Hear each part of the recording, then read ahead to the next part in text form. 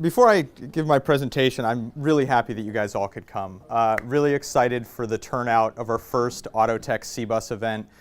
I asked our team to organize this event so we could bring together people that are working in all things related to automotive and mobility, and we got a really great turnout for our first event. Really diverse group of people from the investment community and the startup community in the city, so thank you so much for coming out. If you do have an idea or a topic that you want to present, we're going to be doing these monthly, so you can email us. I'll put my email up at the end, so we'd love to get your ideas for the next presentations, but thanks to the team for pulling this all together so quickly. So I'm going to talk about this concept called buy up all the streetcars. And you've all heard history repeats itself, but it's usually because we don't learn from our mistakes. But in this example, I believe the transformation of transportation is going to mirror how the streetcars were replaced. So this is a streetcar that serviced Columbus. It was in South High Street. In 1888, we got our first streetcar in Columbus, and within 4 years, electronified streetcars had completely replaced horse-drawn carriages. And for many, many years, streetcars in Columbus and many other cities created economic prosperity and movement. And just imagine, we take our transportation for granted. Just imagine going from having no transportation and then being able to go from one side of the city to the other. I bet that was a really great adventure back in the early, turn of the century.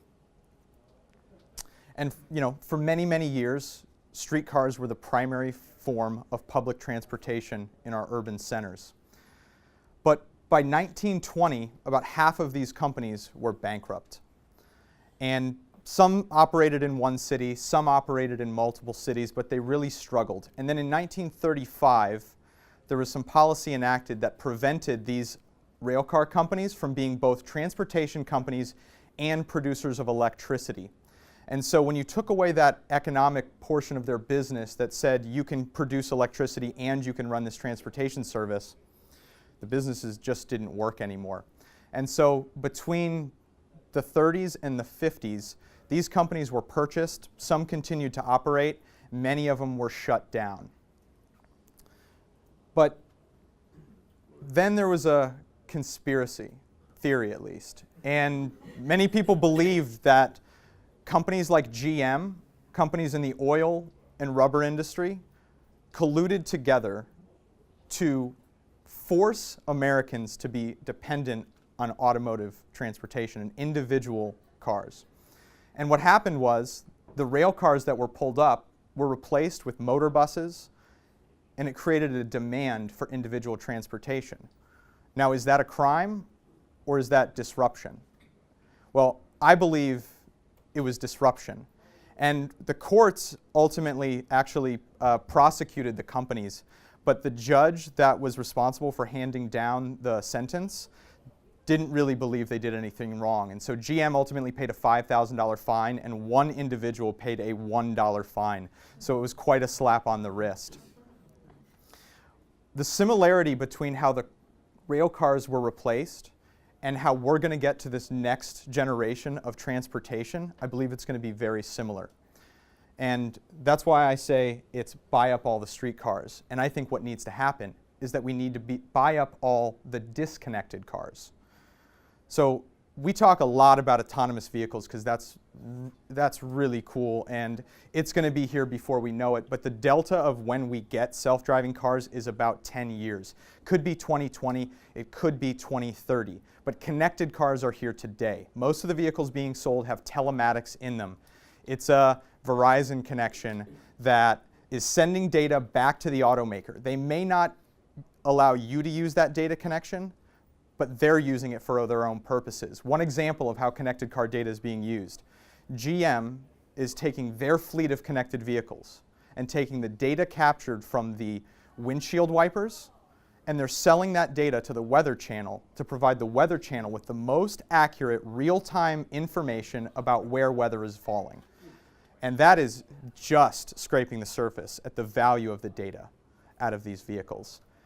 But if we want to get to a future with self-driving cars, we've got a lot of cars out on the road that are not connected. And before we can have a world where all of the cars are talking to each other, we need to get rid of the cars that are currently on the road. But first, let's look at the economics. So we talked about, Patrick talked about how much waste we have with our vehicles. 96% of the time we're not using it. And this is just an average look at the American family. They spend 19% of their household income every single year on transportation. If you live out in the suburbs or in the country and you commute into the city, you may be spending as much as 25%. And this is total cost of ownership. This is the vehicle, this is your maintenance, this is your insurance, this is your energy, all of the things that go into owning this vehicle. It's quite a burden. Just think of the parking spaces, the cost of a parking space if you work downtown. At best, if you live where you work or you work from home, maybe you spend 9% of your annual household income. But imagine the economic impact in our community if we could decrease the total cost of transportation for our citizens by even 10%. That's a lot of extra economic power that could be put back into other businesses, pay down debt, a whole lot of things can happen. Most of us think about transportation services in the form of Uber and Lyft. And Uber and Lyft are doing some really cool things to create awareness for ride sharing. I personally don't believe they will win. And the reason is they have a very different incentive for growing their business than the people who live in the communities that they serve. And I think the winner for the future of mobility is going to be communities. And it's not going to be a community-based Uber, but it's going to be a community-based mobility suite. And I would put this idea on the level of the Hyperloop. And so that is an idea that will take many, many companies, many, many years to accomplish. This is the same thing. But imagine a community-based mobility suite that is able to replace individual vehicle ownership with a suite of transportation options that incorporates ride sharing, car sharing like Car2Go, as well as car sharing like Turo, where somebody who owns a vehicle is able to rent it out. Carpooling, public transportation, and other things like individual bike share. And when you start to coordinate the way that people are taking their transportation, you can really decrease their overall total cost of mobility. And that, I believe, is how we will win. And so as we're looking at innovating as a smart city, I think we need to be thinking about how can we have different solutions that plug into this mobility suite. And like I said, no one group is going to win. It's going to be the community that wins because companies are going to come and go. New technology is going to come and go. There's a lot of different interests. But if the community is the one that owns the mobility service, they're the one who gets to look out for their individual citizens' needs. Also, our cities are so different across this country that no one service is truly going to be able to scale to serve every different community. We need to look, big cities and small cities, we're going to need to look at what do our citizens need and how do we help them get transportation more efficiently. So I'm excited about automotive, and I know a lot of you already are.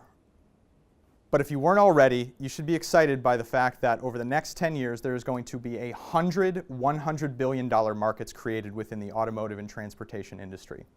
So if you're an entrepreneur, you're interested in this, find a problem and go out and solve it. There's tons of support here. I hope to see you guys come and pitch at future events. A lot of this information I got from a Morgan Stanley presentation. And if you're interested in watching this video, it's about 11 minutes. I've sent it around a bunch. Send me an email and I'll share it with you. The ideas I'm sharing aren't unique in my own. They're things that people in the automotive industry have been talking about for many, many years. But now is the time where we can actually do something about it. And so if we want to see a new form of mobility in our city, what we need to do is buy up the streetcars. And we need to figure out how do we replace your owned vehicle with a mobility suite that allows you to reduce the total cost of ownership while still having access to every type of transportation. We have to take care of moms that need a car seat. We have to take care of kids that aren't going to be with their parents, so they need to have a safe ride to school. We need to take care of the elderly. Our population over the age of 85 is going to double over the next 10 years, and we need to figure out how to give them a better mobility service.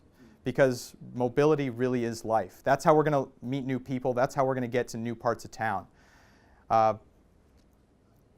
That's my theory on the way this is going. And it's no one company that's going to win. We're not building the mobility suite. We're building a plugin for that. And there's a lot of other companies that are building different sets of that solution. And I think over the next 5 years in our city, we're going to see a huge transformation. And I really hope that our city makes a significant impact on what our citizens spend on transportation. And if we do that, I believe we'll get self-driving cars before anybody else. And they talk about 10 million self-driving cars in the world by 2020. I think that's probably true, but I think it's going to be segregated into pockets of the world. You'll probably see maybe 1 million self-driving cars in Hong Kong or in Singapore or in some of these green sheet cities where they're building from scratch. But you're probably not going to see it everywhere. So if we want to see self-driving cars in our city, first we need to be looking at different forms of mobility. And if you bought a car in the last year or two, that may be the last car you ever buy. And there are companies working on different creative solutions. Cadillac introduced a new option. It's not cheap, but they introduced an option where you can get, I think, 15 new vehicles a year. There's options where you can get public transportation and lease a vehicle. So there's a lot of cool new solutions coming out. And I hope to see some people presenting at some of the future meetings that have new ideas about how they can impact transportation in our city and globally. So I'm the last presenter for tonight, and I hope that many of you will hang out. I want to get a chance to talk to most of you, as many of you as I can. The purpose of this is to network, to meet other people, to build teams, to find somebody for your team. If you guys have ideas of where we could do this next, we want to move it around the community. We want to be in different places. And so we'll post up very soon the location for the next event. What's the date, Jared? March 9th. March 9th. And so we'll be looking to do these monthly so we can meet each other frequently. We want to keep the conversation going. This industry is going to be moving really, really fast. So if you've got an idea, get started now. I'd love to talk to you about it. Thank you.